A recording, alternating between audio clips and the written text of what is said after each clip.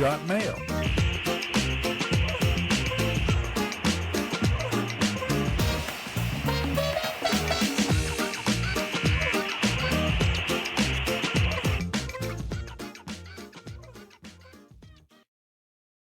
Good morning, everybody, and a happy new year. You're tuned to Computer Stuka now, the Nissan Communications Network. I'm Amnon, your host for the next hour, along with Katie. Good morning. Good morning. And Spence is here. Nice to see you. And Nick is here. Nice to see you as well, Spence. And Gal is here. I don't see anybody. Where's everyone? He doesn't care. His computer doesn't work. We've all come together in this new year. Yep.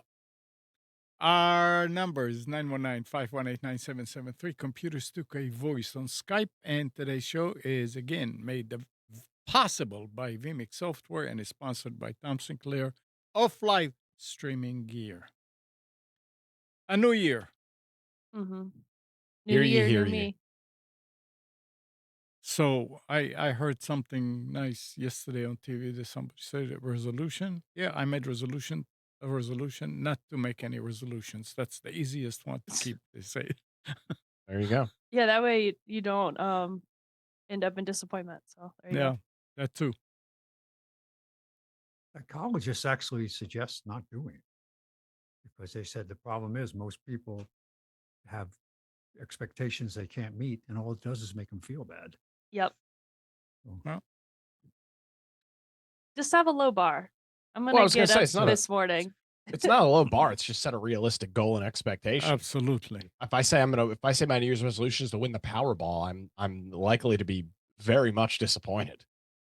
Mine is just gonna get up in the morning on time and eat breakfast. That sounds practical. Yeah, there you go. There you go. Well, how are you this morning? Tired. She didn't say awake. She just said wake up. Yeah. She Yeah. went Listen, she went to sleep technically I late. did it. Yeah. Well, not too late, but technically I'm here, so that's half the battle. No, physically you're here. Yeah. Well, more like mentally. I don't know if digital space counts as physically being there. So what else happened last week that anybody like kind of yeah, I want to talk about that. Nothing, huh? It was a slow week. I did subscribe to ChatGPT Pro. Well, not the Oh, yeah. $200 one, the $20 one, because they updated their features, or like, I don't know what you want to. They have this new interface called Canvas, and it's where if you've used ChatGPT, it's usually one dialog box that you type in. So you type in the dialog box, and then it will scroll with the information right above the dialog box. But this one, they put the dialog box to the side, and then they have like a Word document, and it fills in the Word document, and then it has tools that you could highlight certain sections of what it gives you. So like you can give it emojis when you really like something. You can highlight certain sections and say, "Hey, change this or do that." Um, and I really like that interaction with it, because in the old one, it would give you the information and you couldn't interact with it. Like you couldn't highlight something and be like, "Hey, change this." You would have to type it again in the dialog box. So this new feature, I burned through my free time very quickly because I was interacting with it too much, and so I said, "Screw it! I'll just pay the subscription so that I could keep interacting with it because it's very useful." what do you do with your final, if you're creating a document? Yeah, You cut and paste it into like Word, or do yeah, you you can copy export it. it? Export it? Yeah, they have a copy feature. And even like with the code, so I was messing with code stuff. They have a little icon that you can click on and it will copy it to your clipboard and you can paste it wherever you want. Cool. But yeah, I really like the new iteration. It makes me so excited for like where the future's going with it. It seems like every time they update it, it's like some big huge update. Jacob in the chat is saying, can you comment on applications of quantum computing in layman terms? I cannot. Well, But Quantum yeah, I was going to computing? say, Gal Yeah. worked. yeah, I might help a bit there. I didn't work with quantum computers, but I worked for a firm where the scientists did work with quantum annealers. So right now, quantum computers do not exist. They are what exists are very specific aspects of quantum mechanics that can be implemented in some way. There are developments of frameworks of trying to put in problems, we'll call them, into a language that can be translated into something in quantum mechanics and making it functional. And so that's all been developed at this point. Communications, encryptions are the most talked about ones because of the range of complexity that can be reached with something like a qubit, which is not a single 0 or 1 state. There's more complexity there.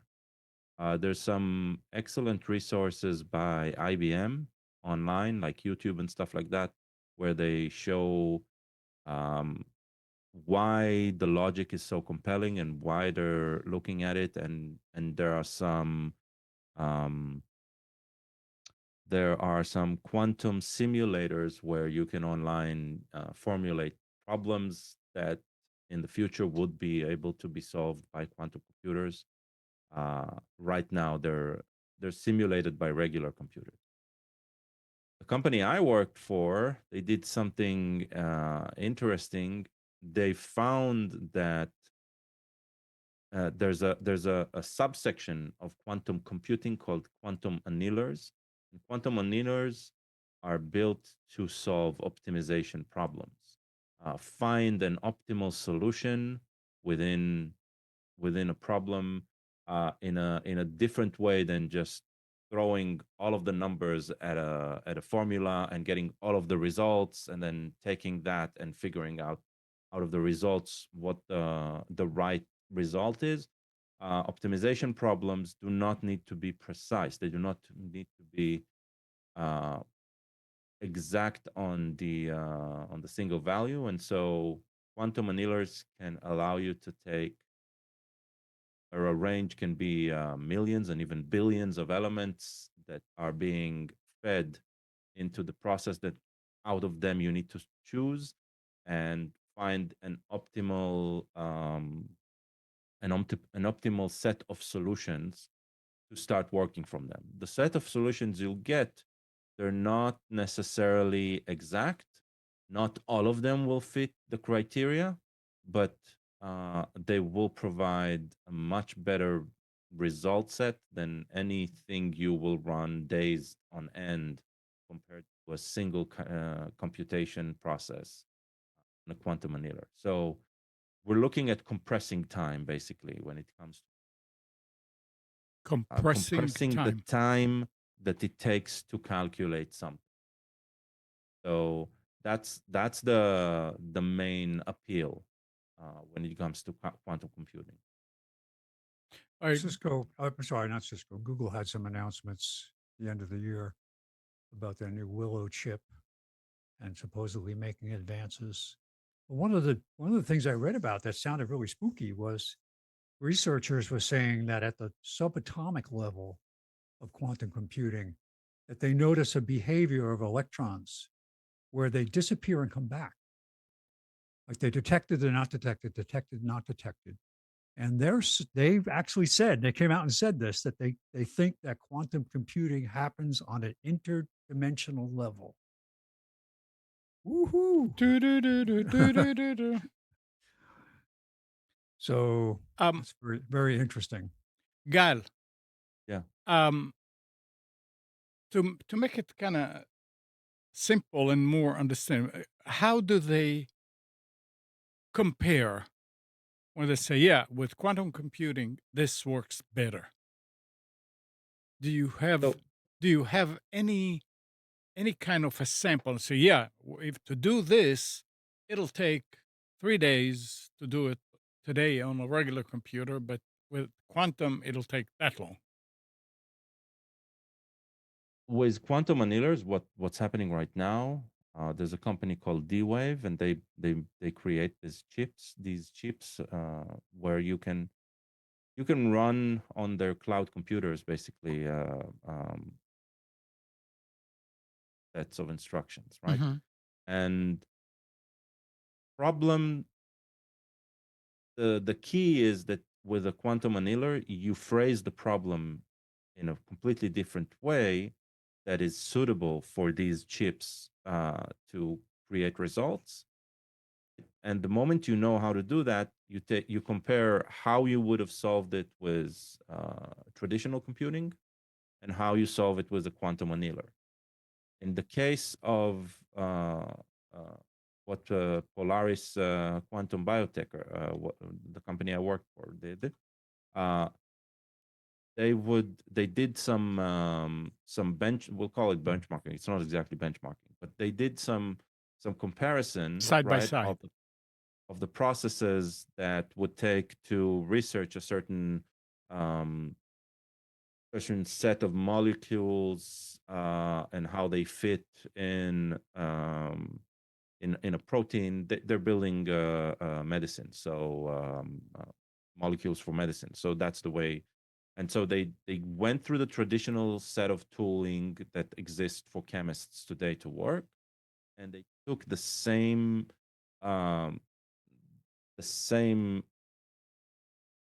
input, Yeah. the same input, and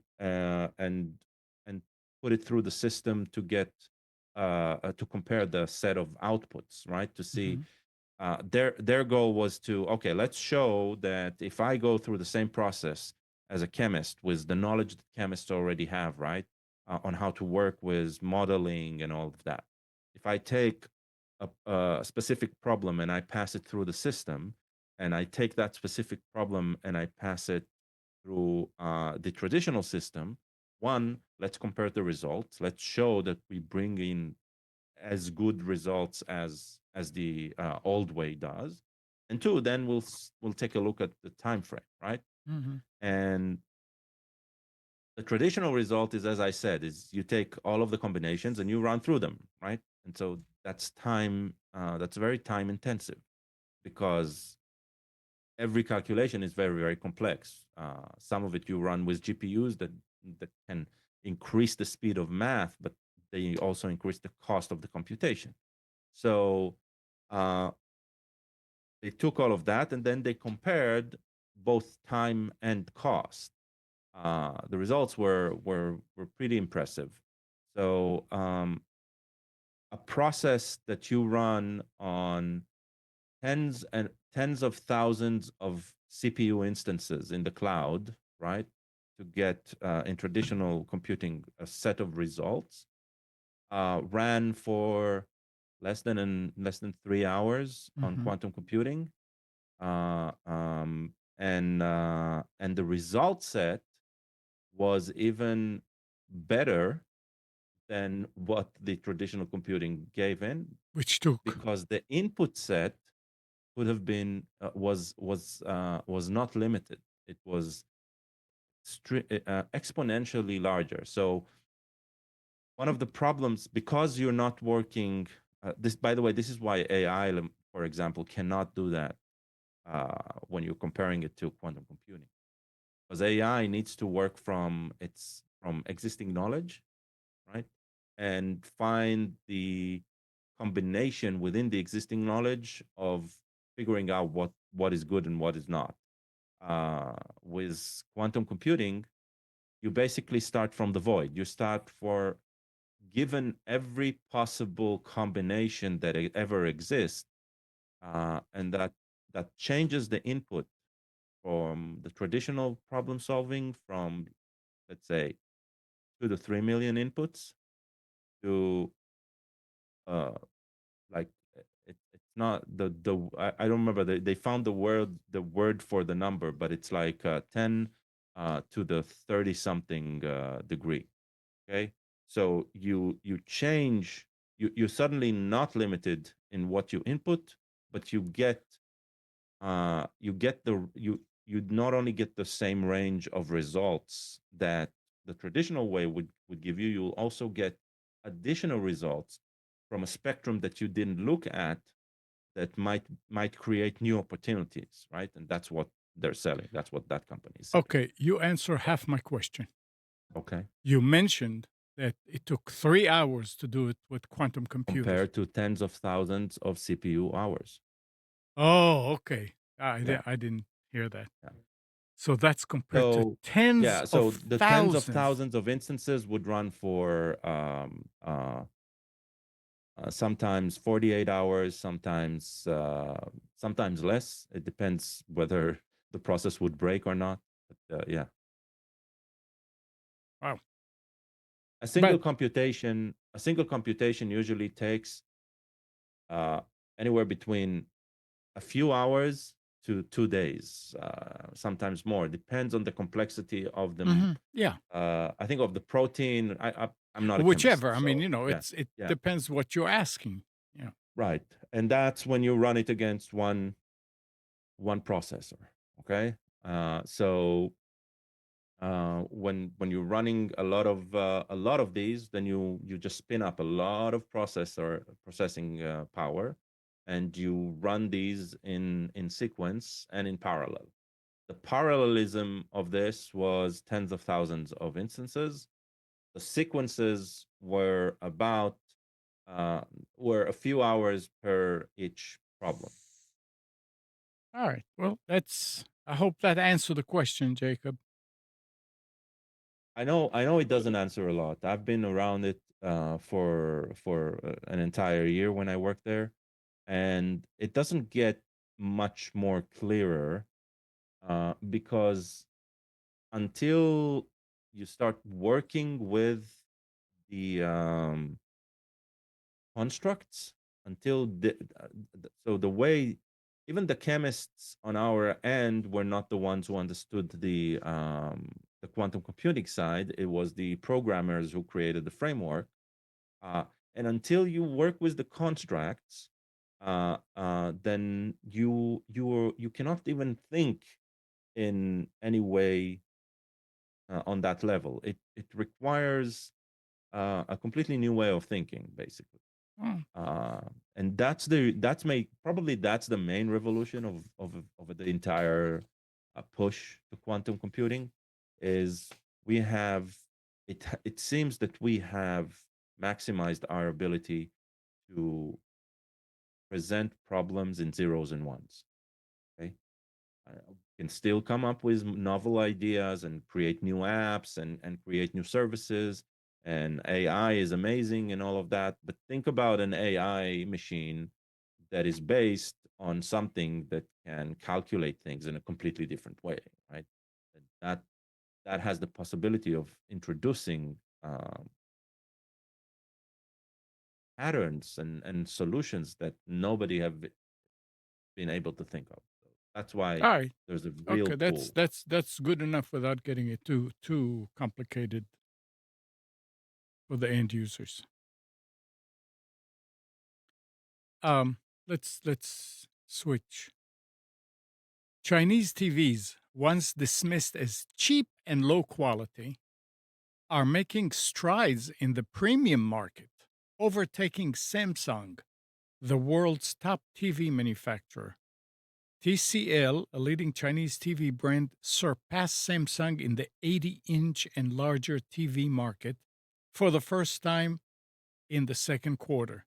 Another Chinese electronics company, Hisense, is closely trailing Samsung in this market.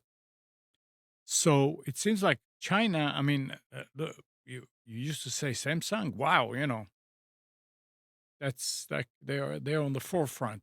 It seems like now that with the bigger one, Chinese TVs are doing it, and sometimes we see all these the TCL and the Hisense, and we think, oh, these are like second grade, the cheap stuff that Walmart sells and Amazon and things. You don't think about them as premium TVs, but it seems like it's changing. What do you guys think about that? I think that the reason they're making strides is because the cost in production uh, for 4K TVs has come way down. And maybe the quality overall of the TVs is not there yet as far as longevity. They're hitting the price point. You go to Walmart, you see a 55-inch TV for under $300. Yeah. How is it possible? If it was a Samsung TV, it would be way more than that. So Yeah. there got to be trade-off somewhere. All right.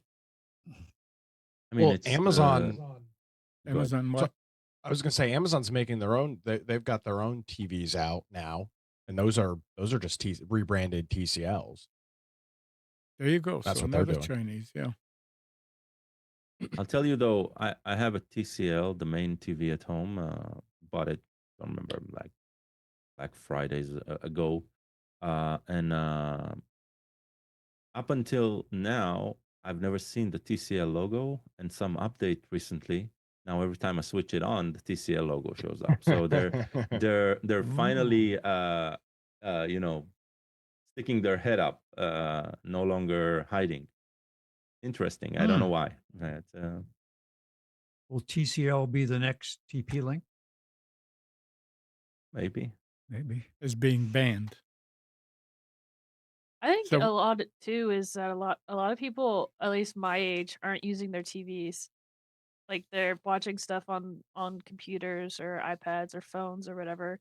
So I think the demand for TVs have come down because it used to be where it's like a new TV came out and it's like, oh, we got to get it because it has these new features and all this other stuff. And I don't know.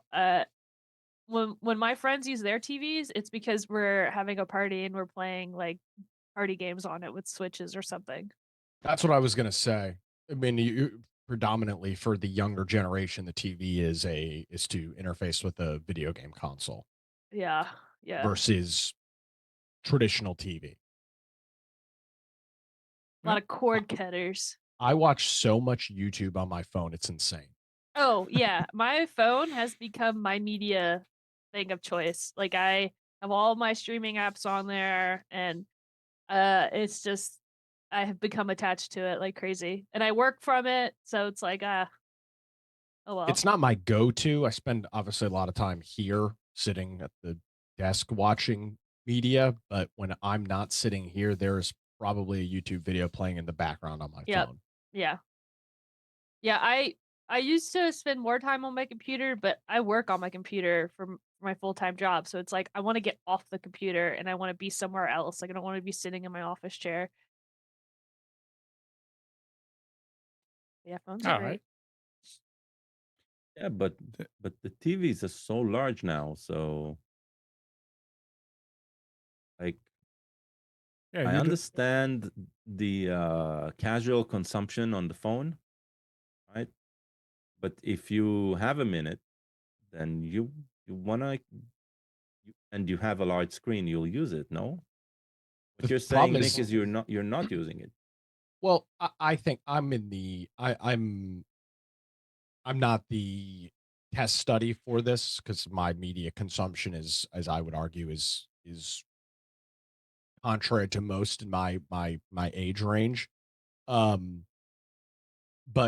if we are under the mindset that a lot of this content is being watched on YouTube, which I think is accurate, it's not like you're watching a full length or full feature, full length film. You're watching an 8-minute YouTube video, unless it's something that is super um vision grabbing where you need to be like locked into it. You're not, why would you sit in front of the TV? I think is the point I would make. I mean, most of the content that I watch, yes, has strong visual elements, but you can also watch this stuff in the quote unquote in the background, which is what a lot of that consumption is. Yeah. That's what's nice about YouTube Premium is that it doesn't shut the audio off when you leave the screen. You know, I actually don't have YouTube Premium, and there's a way around that on the iPhone. Well, probably. Yeah, My you daughter just has it, so I have it. you just put it in the pop out player, lock your phone screen, and then Yes, you yep. pull down the top bar and you can click play again. All right. So I Nick's mean, you have video games, and of course some live sports. Yeah, that's still very popular amongst a younger generation. So that a lot of that is being watched on a physical TV. But but other than that, I think a lot of stuff is being watched on the. I don't think I know for a fact a lot of that stuff's being watched on a phone, even at home, not just like on the phone out in the public, but at home watching on your phone. So I wonder how come we've never seen a TV by a beer brand, like with sports and stuff like that, right? It Well, it seems like that's what they need to do. that's what No, Spence has kind of got. It's not a beer That's brand, true. but it Yeah. but I kind haven't of seen any beer commercials yet, but I no, they see don't all kinds want of other commercials. they don't want you to drink at home. They want you to drink at the bar because then you be with your friends. So you get hungry, you buy more beer. So that's why they sponsor bars and stuff and I've seen events. ads for local restaurants pop up. It's a small window, though. I mean, it's if you look at the bottom, the entire bottom window, that's only maybe it's 8 inches high by the full width of the cabinet. It's only dedicated. The advertising only dedicated to like a quarter of it on one side. It does pop up QR codes every once in a while, and I think they probably can capture that by seeing who goes where. definitely. And then Nick, what about this? What's going on with this? Your favorite agency, the Securities and Exchange Commission, Ah, yeah, yes, Lena Khan. Oh wrote no, that's off. FTC, not Securities and Exchange. FTC is my favorite agency. Oh, oh, that's right. Wrote off nearly $10 billion in uncollected fines over the Nice. past decade, with 1.4 billion written off in 2023 alone. This is coming from Wall Street Journal. What I mean, why Sounds wouldn't they great. be? Why can't they collect? I mean, do they not have the enforcement? They absolutely have the enforcement. They're too late to the game on half of this stuff, and Hmm. the if you're talking about true fraud, which is what I assume this. When you said 10 billion, um, I assume if it's true fraud we're talking about, by the time the SEC gets involved, there's nothing left to collect. Oh, I mean, that's the issue because, like everything else, it's late to the game and a million miles short. that's for regulating honest people. Yeah, I mean, so they're collecting fines when who just Apple just had a massive fine this week. I don't know if I don't think it was from the SEC though. I think it was from somebody else. So No, you'll it collect was like that. $96 million. That was their proposed settlement. But who was that through? I'm trying to remember what it was Yeah, about. Something to do with a it was Siri and something Siri about Siri, listening. yeah, Siri privacy, recording. Yeah.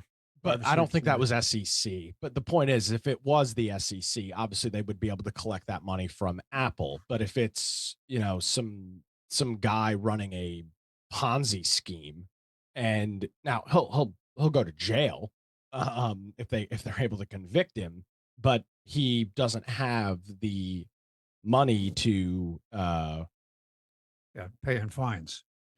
yeah, Yeah, exactly. So I mean, you'll sort of garnish his wages for the rest of his life, but he's never going to make the $600 million that you find him. I have So an idea. it doesn't really matter. I have a money-making idea for us. We start a fake federal agency to The shake down people. oh my god. Right. Wait, So isn't we're the that off, like Next. piracy? the office of window shade compliance. Go around and say, well, your window shade is not wide enough for your window. There's quarter-inch edges. That has to be an eighth of an inch on the side. Fine. It already sounds like you already have this. It's called homeowners associations. So Yeah. the sham groups, they already Oh exist. boy. Yes. Have you seen some of the fines that people get? No, because I told my realtor when Oh, I was buying my house, I need at least one bathroom and no HOA. The yeah. rest of it is completely negotiable. We Figure don't it come out. up against it much, except for like you have to get permission to take down a tree if the trunk is more than 6 inches across. Yeah, but that's not necessarily homeowner association. So with our neighborhood, for example. This is in the city ordinance. Well, here it's So here it's they're not the just city. repeating what's in the city ordinance. Sure. In Apex, it's not the city, but I'm sure the city could flex their muscles and get you to do something. But That tends to be more, you get to more city ordinances when you're in like here in Wilmington, you've got like the true downtown area. If you've ever been down to Wilmington, you've got like the historic downtown. That's where more of the city ordinances with removing trees and things like that are more relevant. I don't live in the city for it. So that was one of my other, wasn't a required for my realtor, but I did not want to live in the city either. And I was fortunate and successful in both of those ventures. So no our HOA. homeowners- our city. association is more concerned with color of your house. Can't change the color without requesting, making sure your yard is in order and things like that. No cars on blocks. Pets are properly restrained. That's probably a city ordinance also.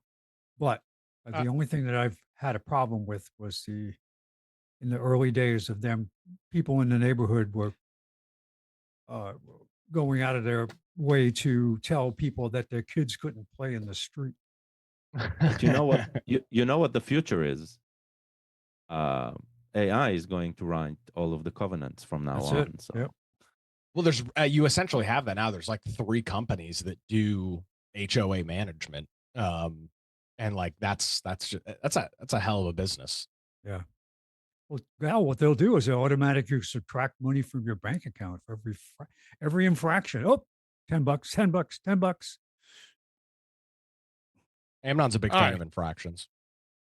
Amnon Uh, got now, nailed on a satellite picture of his house, saying that he wasn't paying taxes enough on undeveloped or can we developed stop space. can we stop the nonsense, please? All right, Mr. HOA. Mr. No Fun. Sure. Go Remember ahead. that? Yeah, Mr. sure, Did fine, anyone ever Terry. tell you about Yeah. that? Yeah, How you send me a gotta- fine, Amnon. Something else to talk about here. The Oh, sure. US, Go ahead. US wanna- appeal court ruled on Tuesday the Federal Communications Commission did not have legal authority to reinstate landmark net neutrality rules. Winner, winner, chicken dinner. What do you Net guys think neutrality, about it? I mean, it's a Biden sham. was trying to squeeze it. So this is the question you have to ask yourself. Okay. And we're taking all politics, all political stuff outside of it. But I will name political figures because for the timeline. So you had net neutrality that came to be under Barack Obama, who was the president from 2008 to 2016.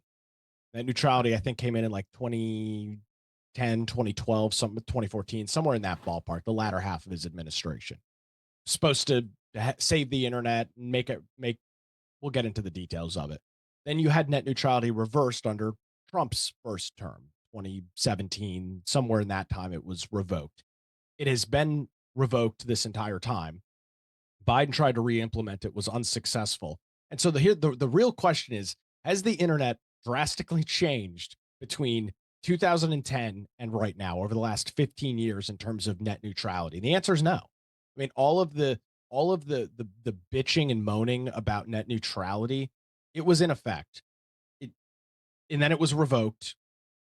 And there was no substantial difference. Well, the Your world was internet gonna bills, end. your internet was bills gonna- did not skyrocket. Companies were not shut down because they couldn't buy bandwidth. I mean, none of it ever materialized. The name net neutrality is misleading, I believe, because that's not really what it does. I've never seen the boogeyman that is not net neutrality have an impact. Now, to be fair, I'm not a data center operator, and I'm not going to pretend to be one. But the whole idea was that without net neutrality, the little guy could never get ahead. They'd never be able to purchase the data. It would be too expensive. That never came to fruition. And all this is because of the Chevron doctrine, the Loper-Bright with the Loper-Bright decision, because agencies like the FCC do not have legal standing to do this stuff because they are a legal entity, an entity under the federal government, which is what the Chevron doctrine allowed. These agencies could spin up these rules with no congressional approval, and a court would side with them because they were the quote unquote governing authority. The Chevron doctrine was blown out, which I think is a phenomenal thing. And it's going to stop this ridiculous rulemaking. If Congress wants to handle net neutrality, let Congress handle net neutrality. That's what needs to happen. If it's that big of a deal, it needs to be passed by Congress and signed by a president. That's it. I'm sick of these agencies like the Federal Communications Commission and nonsense rules like net neutrality, which has had no impact. I mean, that's really what it all comes down to. It has had no substantial impact at all for There was a major realistically anybody. EPA announcement by Biden shoving in a new rule about water heaters that is going to crush millions of people. But it won't. But Because- it won't go forward anymore. Well, hopefully it won't. It won't The- because the- these the- agencies what they're no longer have proposing the though is authority. so ridiculous. And they that- can propose it all day, but it won't. Yeah. It won't go. This stuff no longer. These to get a little off track with this, but just to explain what the Chevron doctrine allowed was agencies that were tangentially associated with rulemaking to make rules like Spence was talking about with the EPA and water heaters, environment. You know, there's some connection there. It allowed those agencies to make rules and the court to defer to that agency as The expert. the expert and the authority, which made suing them practically impossible because the court would see them not just see them, was required to see them as the quote unquote expert in the case. So these rules were enacted and there was jack shit that you could do about them because the agency was the authority and the agency is the one pushing the rule. Like net neutrality, which was never passed by Congress. There's never been a net neutrality rule. I don't even know if there's legislation that's made its way into a bill or to the floor. It's always been agency driven. So Obama brought it on. Sometime in the latter years, 2010, Yeah. 2012. And something then like that. Trump did away with it. Because it was a Well, rule the from an agency. administration, right? Right. Yeah, Yeah, because it was We're his talking about the FCC. administrations. Yeah, Mhm. it's not like as Nick said, it didn't come even from the White House. It didn't come from Congress. It was from the federal agencies. Yeah. Mhm. But yeah, All right. So Net neutrality has not existed since I think at this point probably 2017, maybe 2018, when the last time it was revoked under the Trump admin. Biden was not successful in bringing it back. Yeah. bringing it back because he waited too long. If he did it on day one, it would have gone into effect. Chevron doctrine was only April of this year, so it could have been in effect for maybe 2.5 years. But they waited too long, and now with the Chevron doctrine, 0% chance. Again, unless Congress deals Yeah. with it, which Yeah. I'm sure they won't. You can bet that the little guy wasn't the one who was going to be harmed by taking it away. It was somebody else with other much more grand designs that would have been affected. I never, when this was being, and this was kind of a knockout drag out fight. If you guys remember in the early 2010s when this was being discussed, and it was a lot of doomsday with net neutrality that like Mhm. Spence said, it was literally going to destroy the world and the internet. You'd have websites that you could no longer access anymore. Right. And nothing like that. Were there effects? Probably. I'm sure. I'm not going to say probably. Were there effects? Absolutely. They were nothing like what was sold as the reason that net neutrality needed to be in place. And that of course is the frustrating part. If you want to tell me something needs to be in effect, especially in regards to fairness on the internet, or in this case, essentially buying bandwidth, you've got to be able to make a solid case for why it's a good thing or a bad thing with actual examples of what's going to happen. And they never did that because I don't think it's that. I really don't think it's that big of an issue. well, they did use one example Mhm. that I've never understood why, and that was the Netflix. What was it? Comcast Yeah. deals. yeah. Right. That was the only example. They said what? That Comcast would not offer would jack No, up there Netflix's. was a negotiation about in negotiation about bandwidth. Mhm. I think I don't even remember if Comcast just started charging more, or they slowed down Netflix traffic specifically because in attempts to get the price they wanted or something like that. So I think so.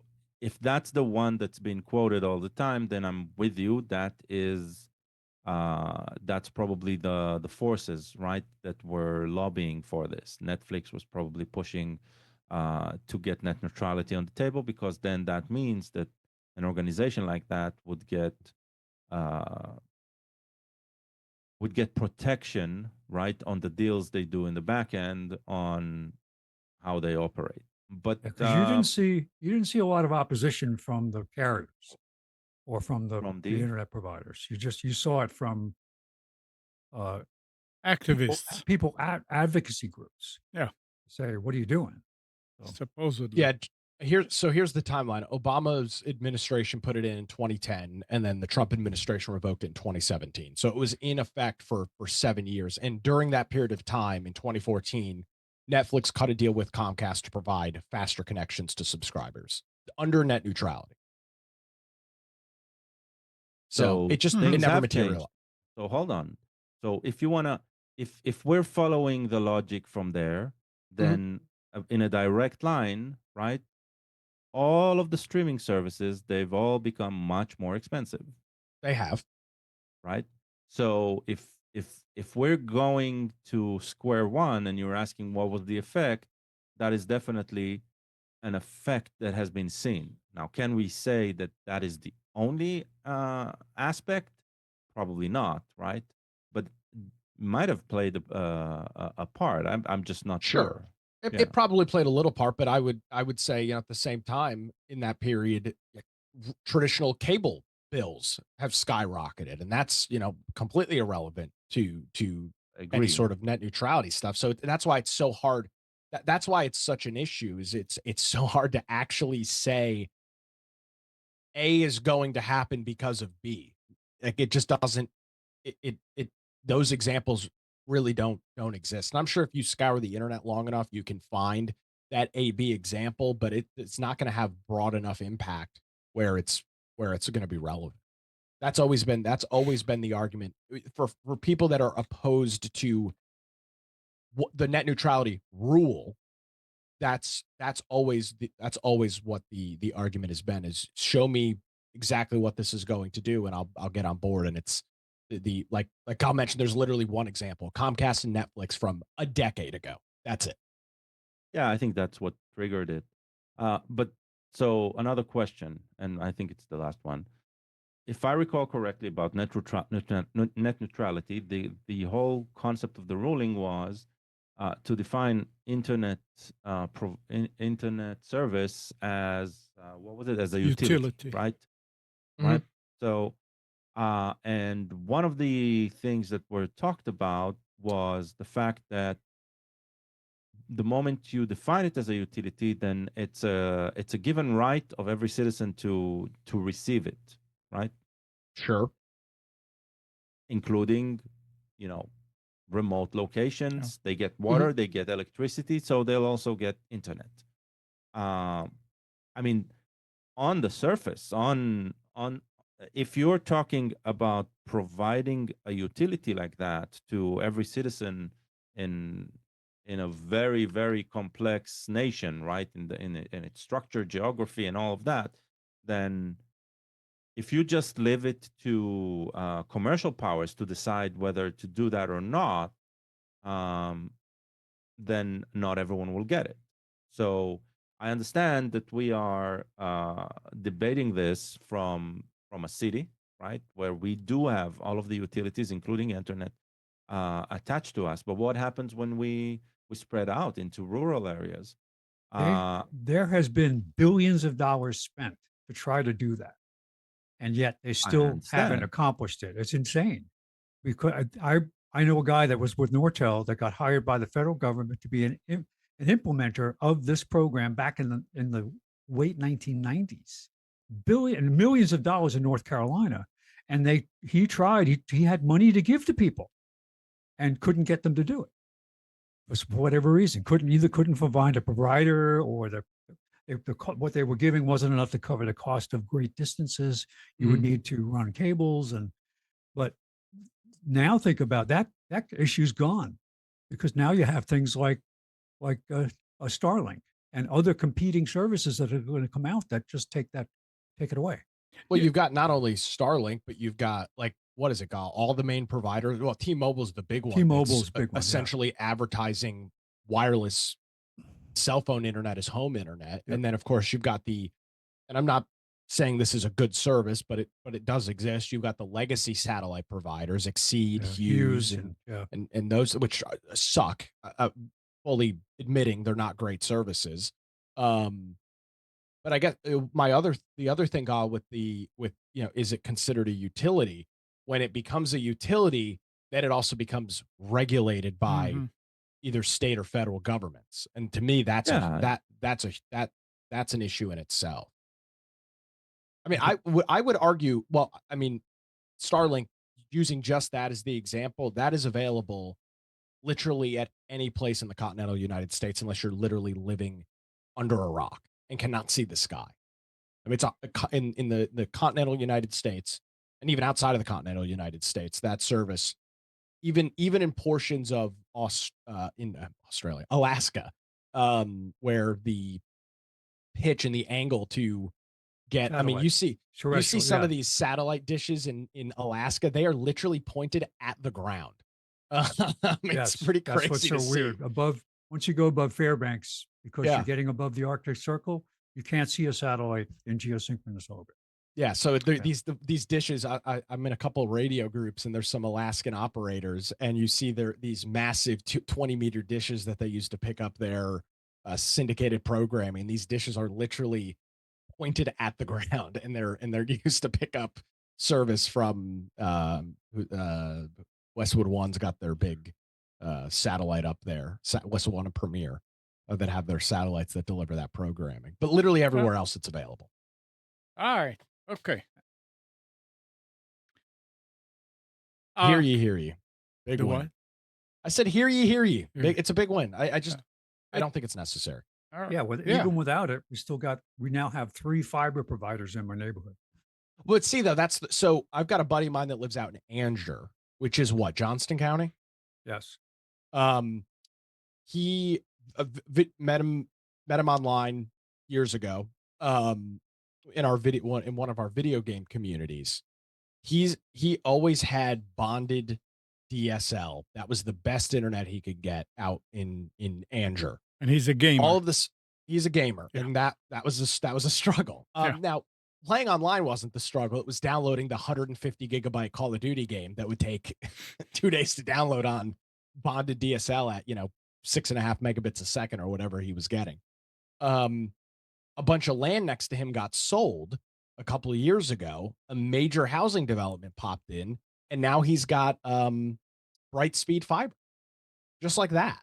I mean, it popped up because now there's 300 homes within the vicinity of him that can purchase that service. Mhm. And so that was not that's happens for everybody. If you're truly in a rural area in which development is not happening, your option is either cell phone based 5G, 4G internet service, Starlink, or whatever's offered by a cable or phone company.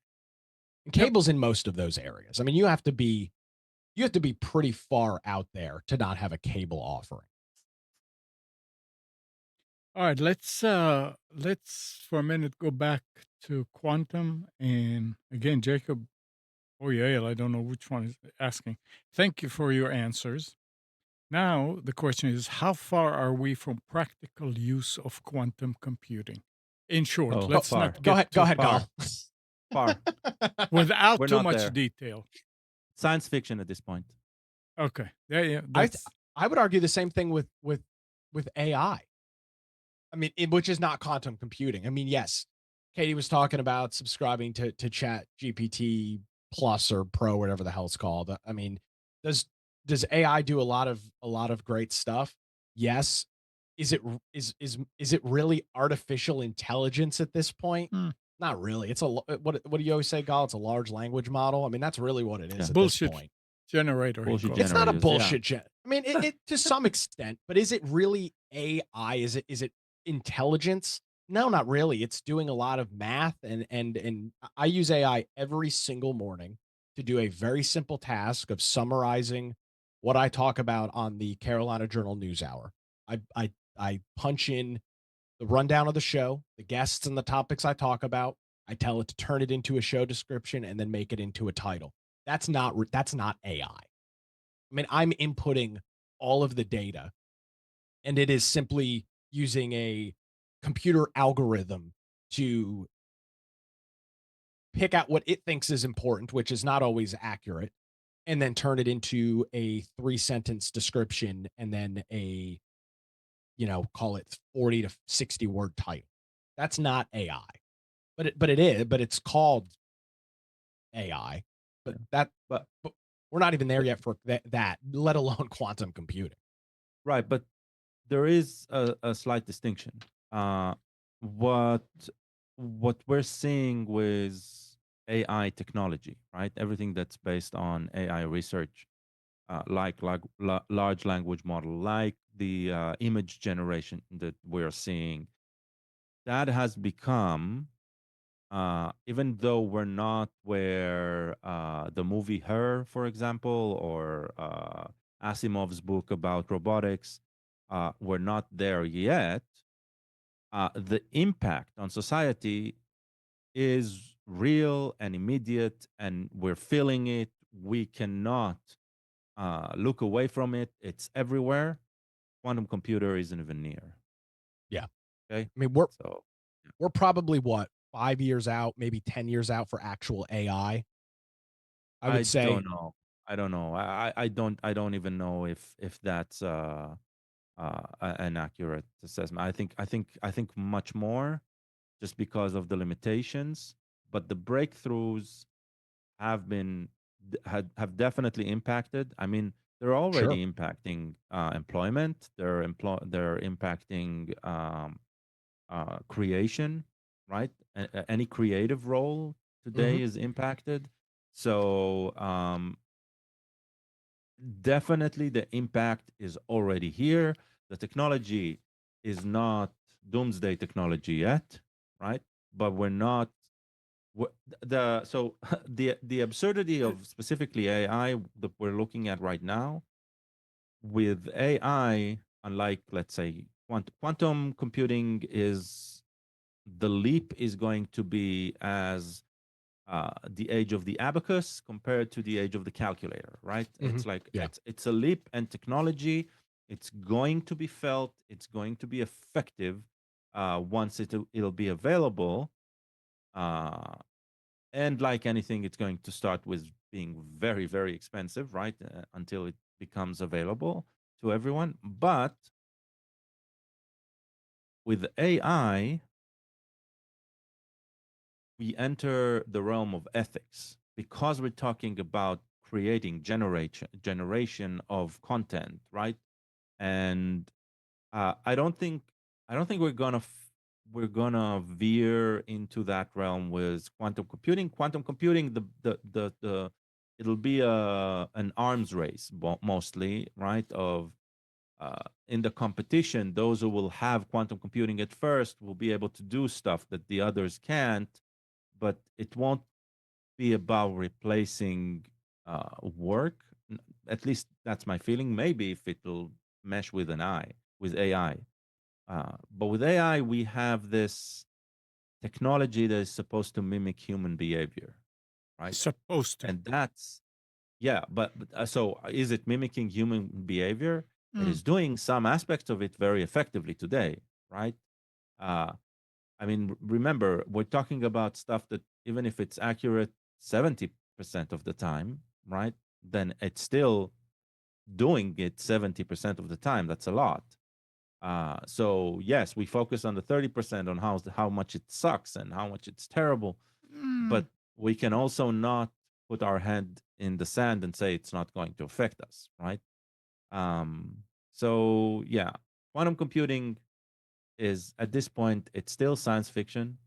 It's there are a lot of things that it will bring, uh, but not necessarily in the day-to-day use, or at least not on the day-to-day gadgets and stuff that we're using today, right? It'll be much more systematic at first.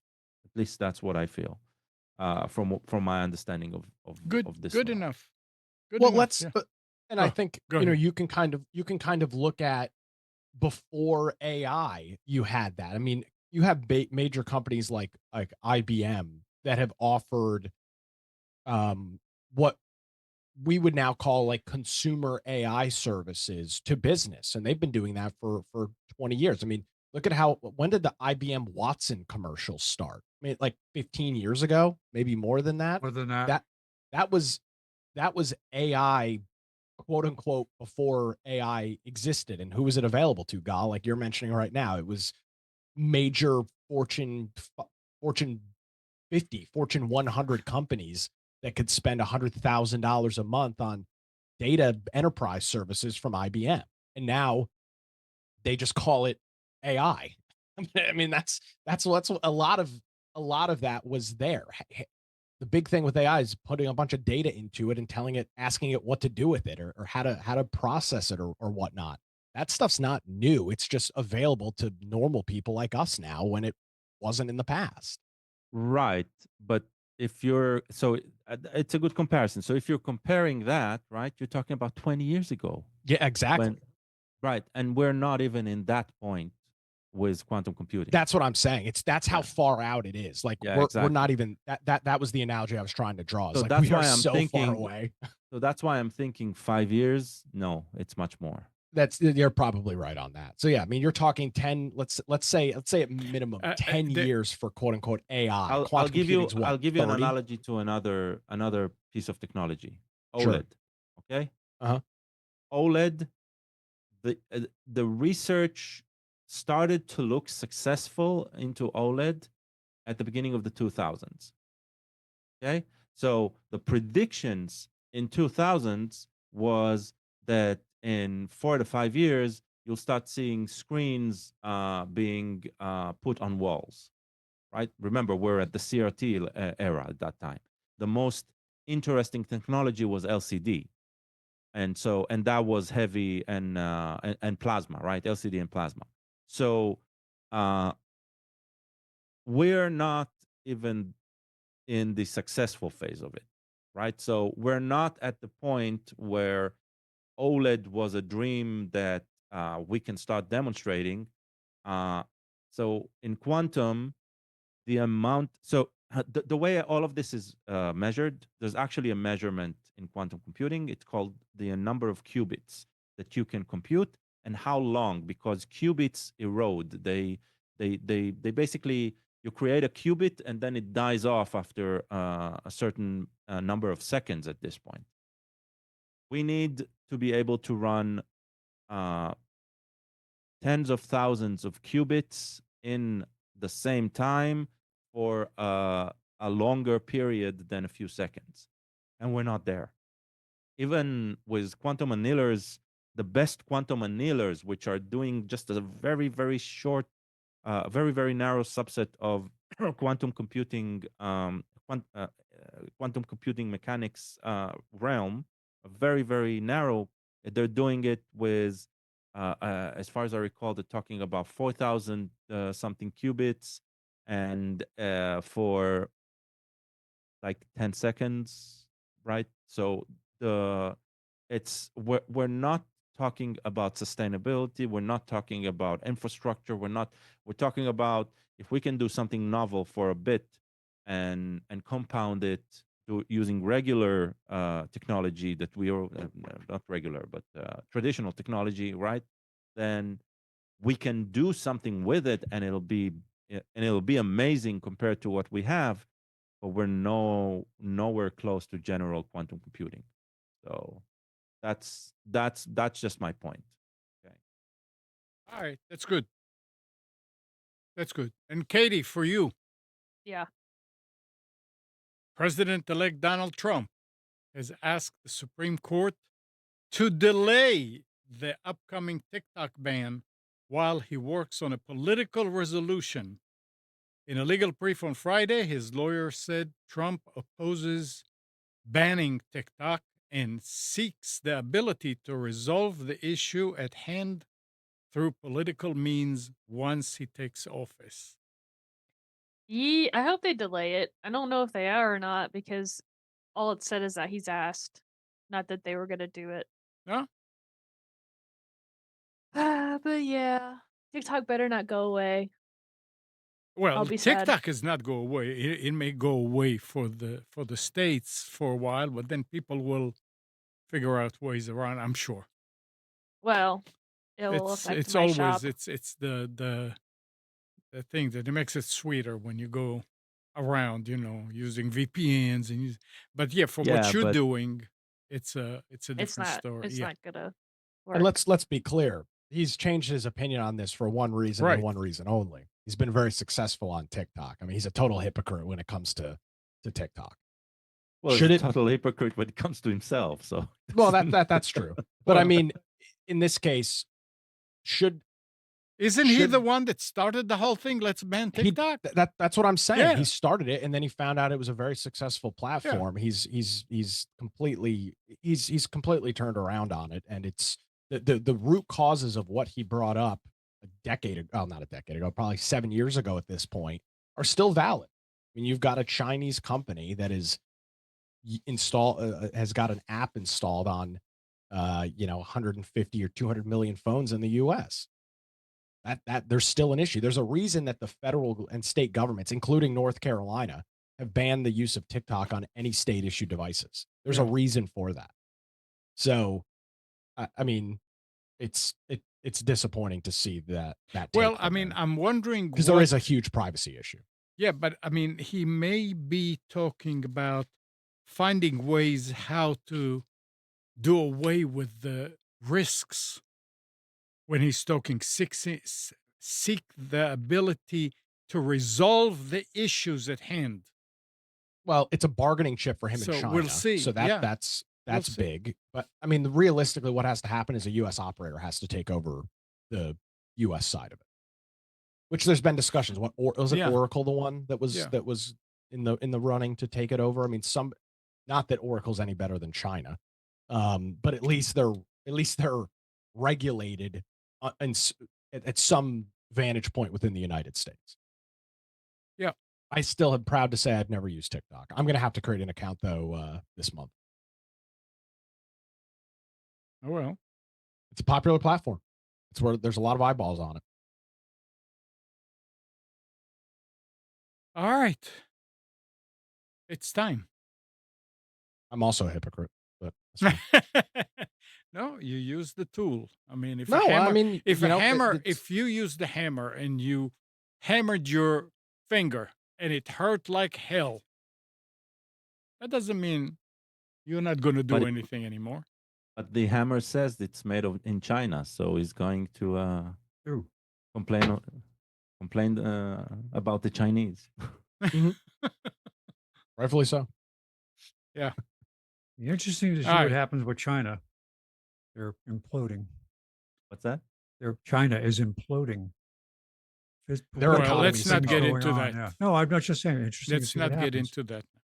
No, we don't get into it, but it's good for the U.S. consumer who, especially on the technology front. I mean, we were talking about TP-Link and some of these these providers. You could have a situation where literally all of these things cease to exist because of China's economy, which Yeah. is in really, really rough shape right now. I mean, you talk about essentially every electronic device you have in your home, There's the company something. that made it no longer exists. And that's a scary proposition. Yeah, they haven't really recovered from COVID yet, right? So No. And Well, their listen, workforce is it affected incredibly them the old. most. And their younger generation is nothing like their and I mean you can make the same arguments in the US, sure, but it's really exacerbated in China. And we rely heavily on them. So it will All be right. interesting to see over the next couple of years what happens there. Let's finish here. Okay. Anything else that anybody wants to talk about quick? I'll mention something real quick. Yes, absolutely. I am starting up my solo podcast starting January 16th. I was under a 6-month non-compete after my unsanctimonious termination of my last job. That ends in January. So, in addition to the morning show that I'm doing in Charlotte, I'll be doing a solo podcast over at nickcraig.com. So, if Yeah, you're interested, check it out. And it's about baking, right? Yes, absolutely. Yeah, baking, yeast, rising dough, all Yeah. of the all of that fun stuff. Mm-hmm. Oh, I thought Spence said it was about bacon. Sorry. Oh well, I mean it's tangentially associated. There's an industry to get behind.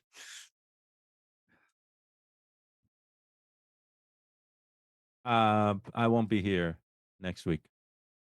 What? Yeah. Okay. We'll miss you. I won't be here the week after, so He's that's got a fine. job interview in Dubai. All right. Job interview in China. TikTok lead manager. Okay, guys. Sorry, Emma. Well, happy no, it's nothing. I need an email about when is the where and all that about your podcast. It'll all Anyway. be the website right now has Yeah. just got a place to Okay. put in your email address, but it'll have all the information Okay. starting middle part of this week. Right, and that's nickcraig.com. Correct. Not to Yep. be confused with nickcraig.net. Yep.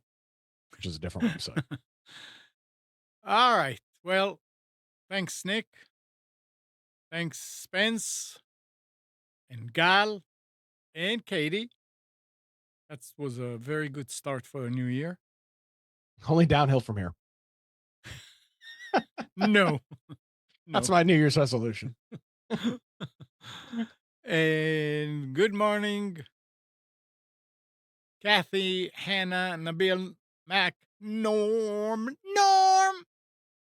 Dana, Dina, Mati, Eleanor, Sarid, Yaakov, and Yael.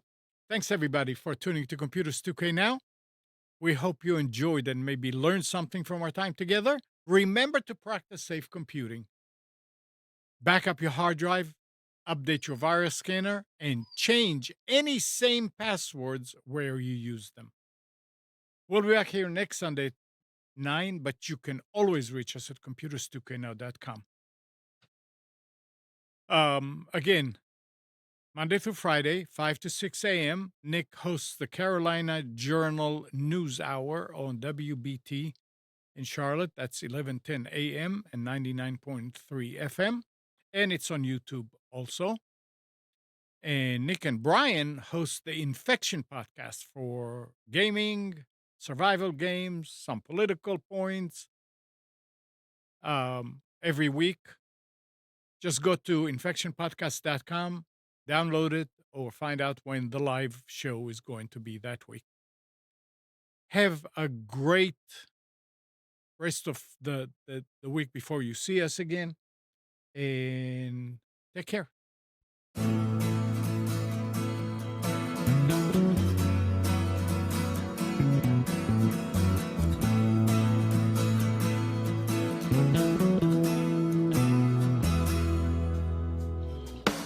You are tuned to the Nissan Communications Network.